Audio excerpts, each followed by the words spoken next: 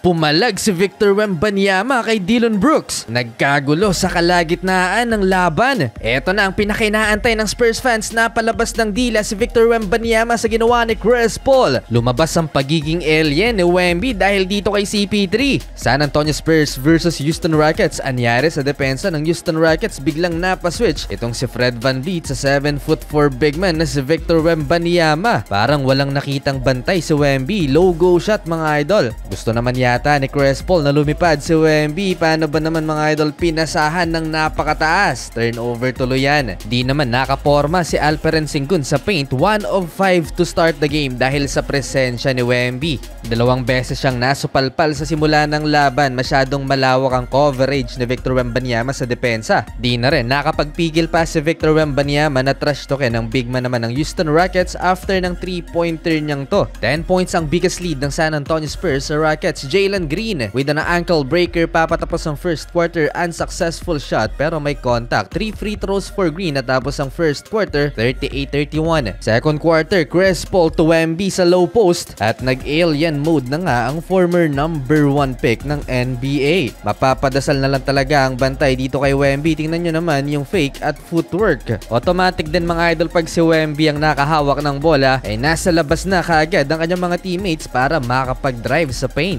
Nasayang naman ang pick and roll action na ito ni Chris Paul at ni Wemby, hindi na i-finish ng French big man. Solid din ang produksyon ng mga role players ng San Antonio Spurs. Harrison Barnes 8 points. At eto na ang moment na pinakainaantay ng Spurs fans, ang mag-a-unlock sa mas malawak na potensyal ni Victor Wembanyama, si Chris Paul. Nagsimula sa alley-oop slam dunk ni Victor Wembanyama mula sa lob pass ni CP3 at napalabas pa ng dila si Wemby. Sinyales na masaya siya. At finally, may perfect veteran guard na nagtitimon sa opensa ng Spurs. Eto, pick and roll action, CP3 to Wemby and 1 basket.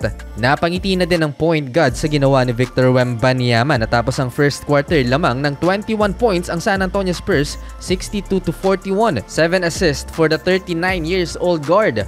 Third quarter, fighting for rebound, Dillon Brooks versus Victor Wembanyama. Dead ball na mga idol, nag-aagawan pa ng bola. Lahat napaawat kay Dillon Brooks. Ayaw tantanan si Victor Wembanyama, talagang susugurin pa. Talagang hindi binibi ni Dillon Brooks mga idol si Wemby. Halos inangat na niya sa court, makuha lang yung bola. Hindi naman basta-bastang nagpabuli itong si Victor Wembanyama. Palag kung palag. Parehong hindi natawagan ng technical foul si Dillon Brooks at Wemby at nauwi sa jump ball. The rest of third quarter, hirap na hirap ang Houston Rockets, in control ang San Antonio Spurs. Walang pangtapat ang visiting team sa haba at laki ni Victor Wembanyama. Pa flex lang sa end 1 play na to mga idol. At ang matindi dyan, nang maipasok ni Wemby ang buzzer beater 3-pointer to end the third quarter, 87-69. Fourth and final quarter, naitala ni Victor Wembanyama ang kanyang third block shot. Pero hindi niya nasupalpal ang 3-pointer na ito ni Dillon Brooks. Hindi pa sumasampa sa 6-minute mark ng fourth quarter, na ibaba ng Houston Rockets sa 7 ang lamang ng Spurs, 93-86. Nabura mga idol ang 22-point biggest lead ng San Antonio Spurs. Under 4-minute mark, baba pa sa 2 ang kalamangan ng San Antonio Spurs, 98-96. Biglang halimaw down the stretch itong si Jalen Green and 1 play sumabay pa si Wemby. Last 2 minutes, kumagat ang depensa ng Houston Rockets sa play na to ni Chris Paul na libre sa ilalim si Jeremy Sohan, easy 2 points. Last 1.5